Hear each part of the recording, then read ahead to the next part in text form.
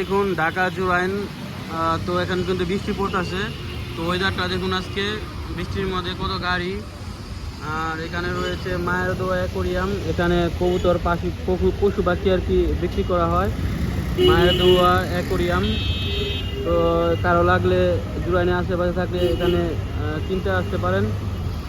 তো ওই যে ঢাকা জুরাইন ফ্লাইওভার জুরাইনের ফ্লাইওভার, ওখান দিয়ে যাত্রাবাড়ি প্রবেশ করে বিভিন্ন জায়গায় চলে যায় গাড়ি, বড় বড় বাস ওই জায়গাটা ফ্লাইওভারটা প্রবেশ করে।